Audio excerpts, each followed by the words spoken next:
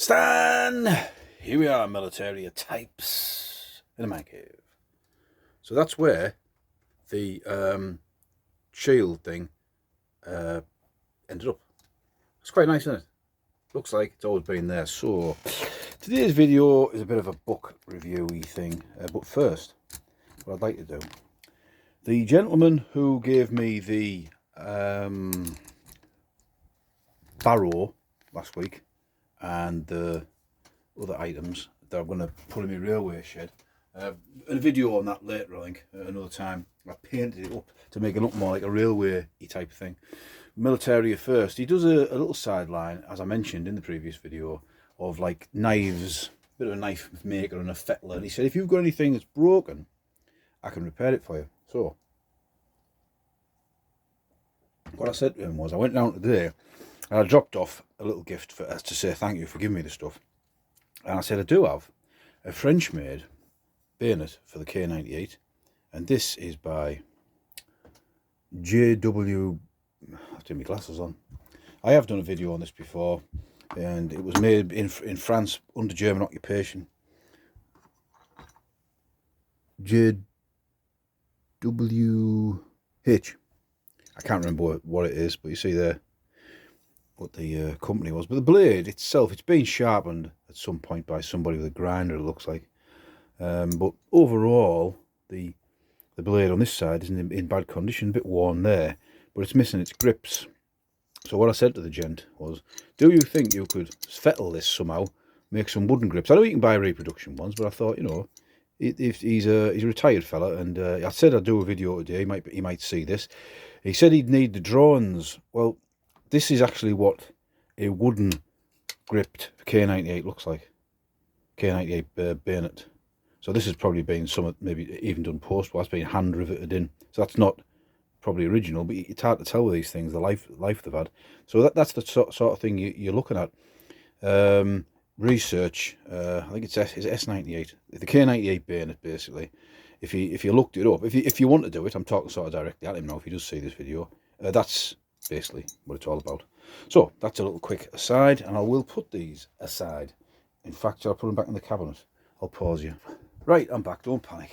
All done. So what I'm going to do is a quick review on a book. I'm just going to wing it, as always. Now, before we go any further, I know you don't have to say it in every video. It's actually in the description to my channel. You will see symbols of the Third Reich in here. That's just the way that it was in those days. That was the banner that the Germans fought under in World War II. And as someone like myself is interested in history, that's the reason it's on here. Not for any other ulterior motives. So, you know, if you don't like that sort of thing, maybe tune off, whatever. Anyway, so this book is a Time Life publication. And I had one in less good condition, which I've since traded it out to a mate from at work who gave me a load of books. And the one I had before, I got this one. I just picked it up on eBay, £5. The other one, I got it for nothing, or 50 pence at a car boot, I can't remember. And I thought, I want a decent version of it. So when this arrived, I thought, I was going to do a comparison video with the old one, but I've since traded it out. So it arrived, and I thought, what's all this white edging on here? Now, as you can see, it has been a library book. So I opened it, as you do, and there you go. It is Western College Library, and there's all the dates and whatnot. So, okay, I'm going to leave that in, that doesn't bother me at all. And a nice little bookmark from Buy Books. Is that the Buy World, Better World Books? One of the eBay places, you know, the sort of situation. And I opened it up and I thought, compared with the other one, sorry, knocked the thing there, that's got the Western Supermare College Library, but that isn't actually a sticker, it's part of the print. And I thought, they've done that. When I turned the page over, I realised that this had been colour photocopied. So what they've done is, they've taken this book apart, rebound it, and put their own moniker on the thing, so it couldn't be nicked. You can see that there, it's just caught. And if further proof was warranted, they've put it back together wrong, because the ISBN number is there, upside down. So that should be They've obviously got it completely wrong way around. I don't even know how they would have done that, because that means that would have been the spine side. But yeah, they've got it the wrong way around. But yeah, imagine that if you were a librarian coming in Monday morning. Morning, Stan. Here you go. There's 20 books over there for you to bind. I think, God, what a tedious job. They've never come across that before. Did they used to bind reference books as in libraries all the time to make them last longer? Don't know. Anyway, we'll have a look through it. We'll have a flick. So it was quite an interesting thing. Didn't know that. Now I know it now. Let me just have a quick flick through it. Some of the artwork in here is pretty good. And this is from... When was this made? So it's Time Life Books. Printed in 1982. So it's a bit of a late. I like 70s and 80s reference books. The pictures will speak for themselves. And these are the type of books I grew up with as a kid. Flicking, learning about history. To the best of my ability. The rise of, obviously, the Germans, and then Blitzkrieg, Stuka dive bomber. The Stuka, wasn't. It was a good ground attack aircraft, but it was found wanting in the Battle of Britain. So I haven't done any research for this. I'm just flicking through it, and you can pick out the Kesselring, the various infamous or famous people who flew for the Luftwaffe. What's that? There's a bit of a stain. I haven't really looked through it. Polish Air Force. There is an interesting thing, a bit of a series of documentaries. That what's he called? That fella, Al Murray, and the other bloke, James Holland, are doing a thing. Which, yeah, I don't mind. They tend to cut each other off a bit sometimes. Or James Holland seems to talk over the top of old Al Murray. But Al Murray certainly got a passion for World War II. I'll give him that. McLeod flicking. Nice flick book. A fiver, and I just think, I know it's a cliche to say it, they don't make them like this anymore, and they don't make books like this, I don't think. The artwork on there, someone's actually drawn that, it hasn't been mocked up on a computer, and that's in it with it, like extra cannon pods on the side. Heinkel 111, again, found one. It didn't carry a big bomb load, did it? That was the mainstay of the Luftwaffe throughout the Second World War. And Junk 88 as well. Now I've got a few die-cast models of some of these things. Now there is a little snippet of info that I've only ever found in, I think it was in the book Eric Winkle Brown.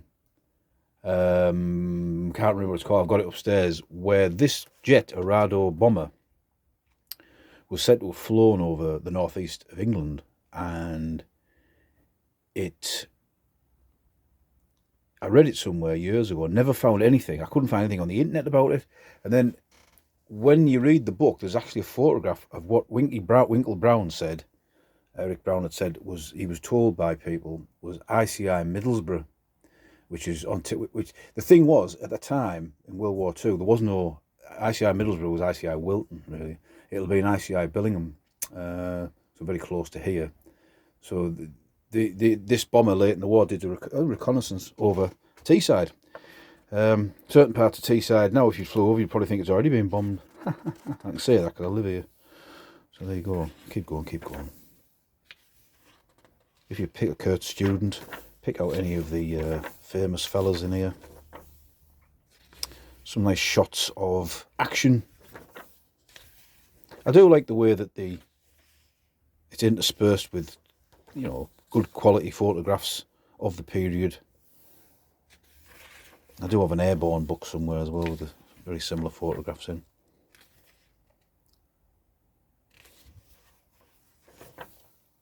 French tanks. Zestroyer.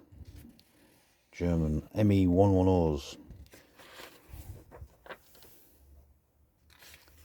So it's showing you there that in the rustic forward bases, people are living on the land. I wouldn't want to be carrying a bomb like that. Definitely not.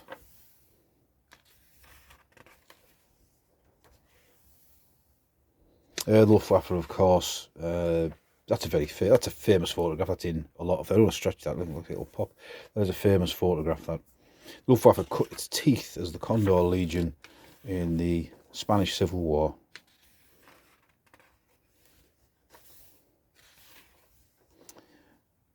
And there you go. In that latest video with James Holland and Al Murray, they do sit in various cockpits, and how they do say, oh, it's quite tight for space. Mission 109, very difficult visibility wise. And he did say something, he did, that I think James Holland's 6 foot, and he said, oh, taller than the average man of the day. I don't know if people were they generally smaller, World War II? I don't know if height-wise, I don't know, but maybe stature, not stature, build-wise, because there are probably less calories around, especially at wartime. Smaller framed, maybe. And there you've got the radar system, the chain home radar system in the background, which was decisive in defeating the Luftwaffe in the Battle of Britain. So that's a rescue float plane. The Germans did have as well floating stations in the sea, like semi-submersible things, like a floating buoy. There's the Focke-Wulf 200. I've got a model of that over there somewhere. I've got a book about them as well. Let's have a look. Keep going. London Burns. A lot of these photographs I've seen before. Nice artwork again.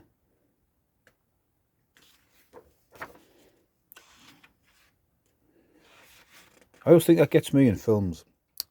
When you see aircraft coming over and they drop a bomb and it explodes, you never see the bomb. When you will have done one, you'll have seen it. It's in some way you'll have seen it. Goliath, Messerschmitt 263, isn't it? It had Goliath, Gigant. It had French engines, Norm engines in it. Oh, excuse me. Dornier 17s. I always get mixed up with the old Dorniers. Ju 52s. I'd love to get a nice die-cast model of a Ju 52, but they are expensive for what they are.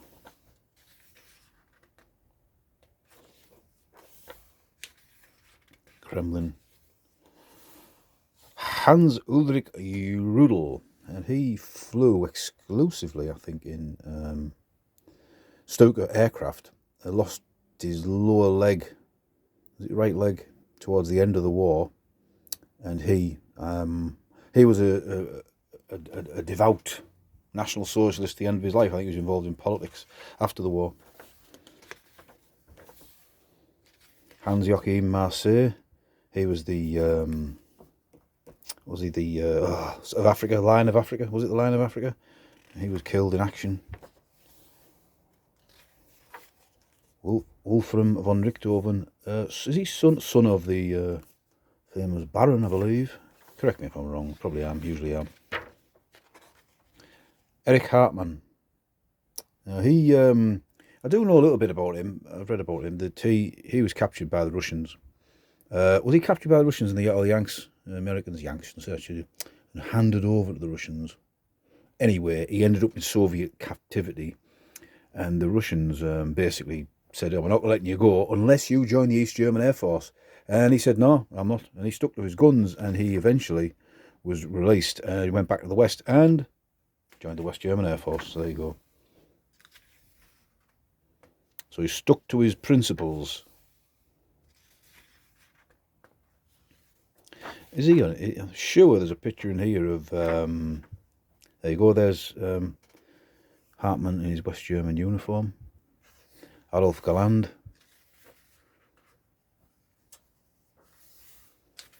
I'm sure there's a picture in here of, I'm going to say Hardy Kruger there. The one that got away, I can't remember the name of the pilot now. It would come to me. So the 109 was the mainstay of the German fighter. Focke-Wulf 190, Butcher Bird.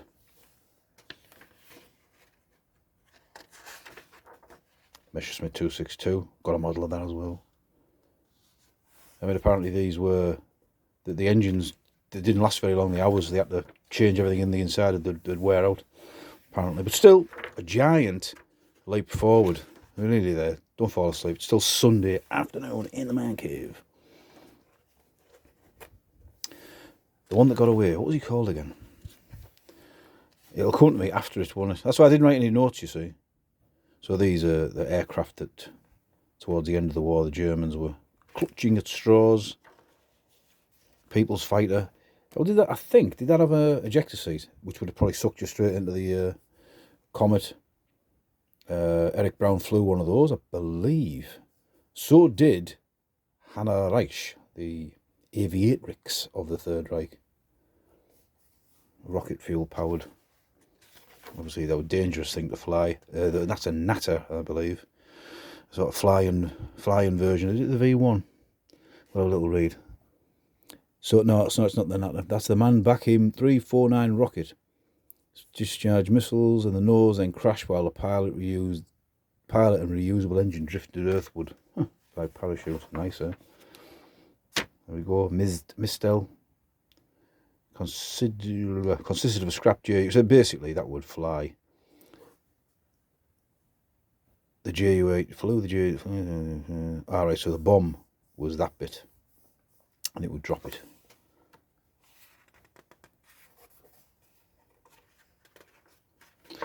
Johannes Steinhoff. He survived he survived the war, but he went right through the war, flying a lot of combat missions, and he eventually ended up like that, burnt, horrendously burnt, because his one of his tyres on his Messerschmitt 262 jet blew out. I'm sure it was right near the end of the war, and he later joined the West German Air Force, and he's been on World at War, things like that. It's going to come to me, isn't it? So there's the end of the book. The one that got away, Hardy Kruger plays. It's not. It's gone in my brain. I haven't got a brain. So there you go. That's enough time me chatting away. Look there. I'm going to leave all that in, obviously. Don't unfocus. How long was that out of focus? And that is the Hang On Wife. Excuse me, I'm just wrapping up. So that was the She Should Know When I'm in the Man Cave. It's filming time. Right, so she'll probably shout at me for being rude with her. Right, so that's the book, the Luftwaffe. Very easy to pick one of these up. Time Life books are very good. And I've just, that's really annoying me now. Hardy Kruger, the one that got away, and he died after he escaped, didn't he? And I've read the book. I've read his life story as well. I can't remember it. You'll just put it in the comments and say, Stan, you are a git. It is, of course. And I'll go, of course it is. Right, this is Stan. I will see you.